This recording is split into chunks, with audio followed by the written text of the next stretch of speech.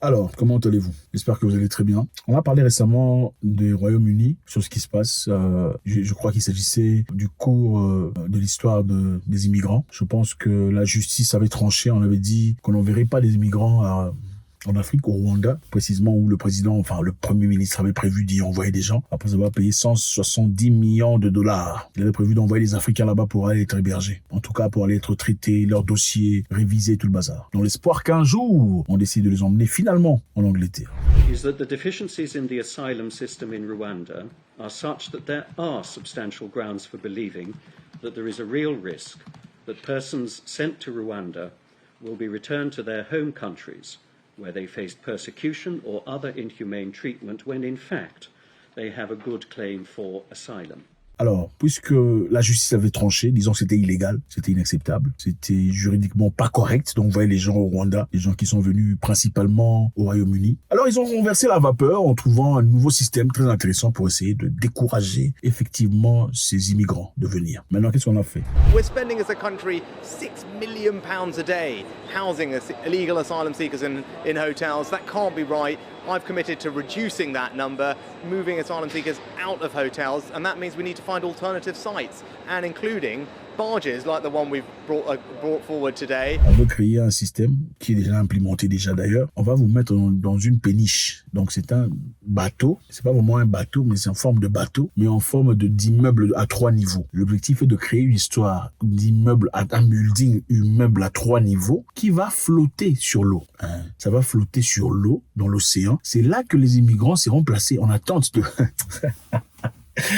Ah là là, c'est incroyable. Au lieu de rester dans les villes, rester à Londres, rester à Leeds et ailleurs, Manchester, on va vous placer dans cette péniche, donc forme de bateau, mais en forme de building, immeuble. Là, il y aura un médecin, il y aura un restaurant. C'est là-bas que vous allez rester pendant que votre dossier est en train d'être traité. Et c'est pour décourager que vous marchiez comme vous désirez dans les communautés. Incroyable. Voilà. Désormais, si vous partez en Angleterre, il faut réfléchir à deux, parce que clairement, ça ne sera plus facile. Et pendant que je sais que beaucoup partent en Europe et ailleurs dans le but de rester dans les communautés, pendant qu'on traite votre dossier, vous êtes quand même en train de vivre, ça ne sera plus le cas. Alors on a critiqué cette histoire. Ok, on a dit c'est inhumain, c'est inacceptable, tout le bazar. Voilà ce que le ministre a dit. Le ministre du Transport a dit une péniche qui doit être utilisée pour héberger des centaines de demandeurs d'asile dans le Dorset n'est pas une prison, mais des efforts seront faits pour éviter que ceux qui arrivent à bord n'aient à quitter le port pour aller accéder aux services de la communauté locale, a déclaré le ministre. Donc l'objectif, ce n'est pas vous emprisonner, c'est vous garder juste en dehors de l'Angleterre ou du Royaume-Uni, dans les eaux, dans l'objectif que vous ne partiez pas chercher les services dans les communautés. Vos services seront là-bas.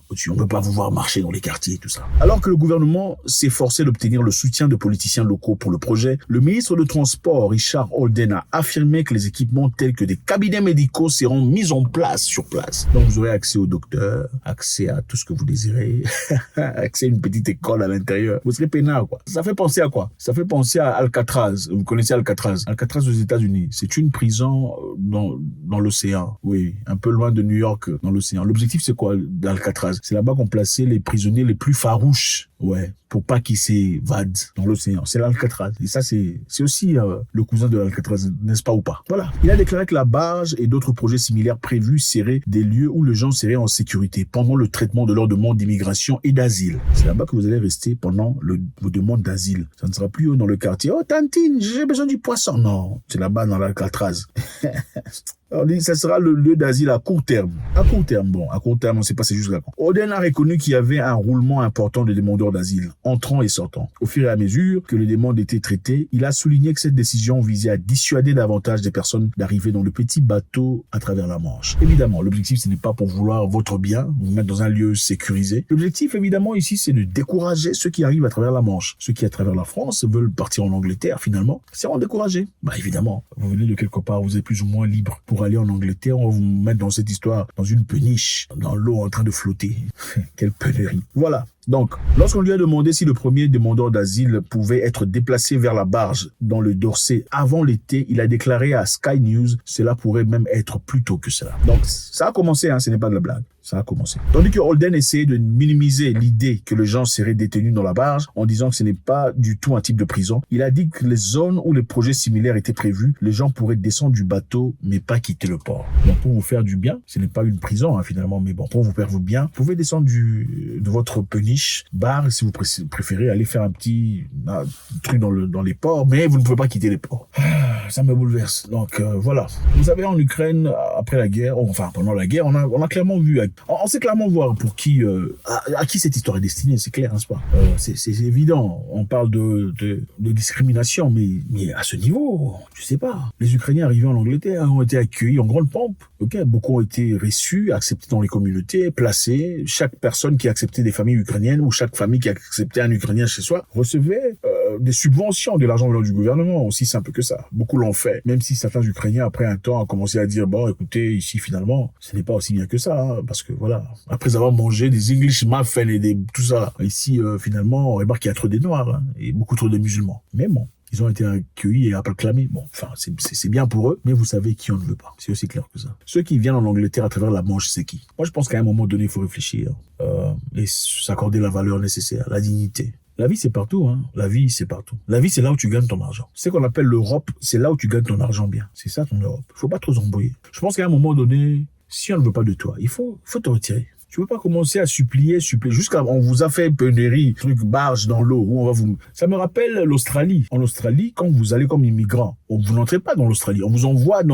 ils ont des îles bien appropriées. C'est là-bas que vous allez rester. Ça, c'est la prison Alcatraz pour de vrai. Encore une fois, Alcatraz, c'est à New York. Alcatraz, c'est aux États-Unis. C'est là où on place les prisonniers les plus farouches pour pas qu'ils s'évadent ou s'échappent. Ils restent au milieu de l'eau, au milieu de l'océan. En Australie, c'est la même chose. Leur immigration aussi est vraiment intolérante. Donc, là-bas, c'est la prison. Les gens sont vraiment découragés d'aller là-bas parce qu'ils savent qu'arriver, tu vas même pas foutre tes pieds dans le pays. On va t'envoyer directement, bateau, on t'envoie directement là-bas, dans l'île. Tu vas aller faire quoi là-bas? Je sais pas.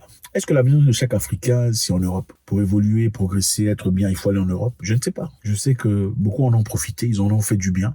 C'est bien pour eux. Mais les choses ont beaucoup changé aujourd'hui. Ce n'est plus la même donne. C'est pas la même chose. Avant, beaucoup des personnes qu'on acclamait étaient les gens qui partaient en Europe très tôt. Ceux qui sont partis en Europe, aux États-Unis très tôt, sont ceux qui ont vraiment bénéficié du système. Ceux qui partent aujourd'hui n'ont pas les mêmes privilèges. C'est pas la même chose. Ils n'ont pas les mêmes opportunités. Il faut rester à la maison. Il faut construire là où on peut. Il faut bâtir avec ce qui vous aime. Comme je le dis dans le passé, je le dirai encore une fois. L'Afrique est grande. Si chez vous, ça ne marche pas, regardez, il y a un pays à côté où ça va très bien, où les gens sont normaux. Je sais qu'il y a des pays anormaux ici. Impolis, insolents, bandits, voyous, donc on sait voir. Regardez quelque part ailleurs. Si vous avez les éléments nécessaires, vous avez les capacités, les compétences, les aptitudes, je vous conjure, je vous le dis, vous pouvez y arriver. Ce n'est pas parce que tu es né au Gabon qu'il faut mourir au Gabon. Pas nécessairement. Peut-être que ton avenir se trouve quelque part à Conakry. Ou au Rwanda. Ah oui, peut-être que tes frères sont là-bas. Ils sont pas au Gabon. C'est ça la vérité. Courage, faites-nous savoir ce que vous en pensez. Vous savez, le manque de respect, ce n'est pas seulement dire je te manque de respect. Le manque de respect, c'est aussi à travers l'action. J'arrive, toi tu arrives, moi je ferme la porte. C'est ça un manque de respect. Il n'y a pas plus manque de respect que ça. Toi tu attends qu'on te dit sors. Non, le propriétaire de la maison est arrivé. Elle est entrée, elle a fermé la maison pendant qu'elle sait que toi tu arrives. Ça veut dire quoi? Ne rentrez pas chez moi. Ou il arrive dans la voiture, boum, il ferme, vous êtes à 7, vous voulez aller dans la voiture, il ferme, avant que toi tu n'entres, il démarre déjà, commence à partir. Tu veux négocier, attends-moi. Non, faites un commentaire. On veut savoir ce que vous en pensez. C'est très important. Grandissons-nous en communauté. On ne devrait pas être une communauté seulement d'insultes. Pour insulter ou parler des gens qui sont riches. Oh, le footballeur là, il a plus d'argent que l'autre là. Oh, c'est elle là, la coach. Ça, ce sont des bêtises, de l'abrutissement. C'est incroyable. Enfin, Internet devrait être un lieu de connaissance, un lieu de réunion, un lieu de croissance. Pas un lieu où vous apportez la mauvaise éducation. C'est triste, malheureusement. God bless.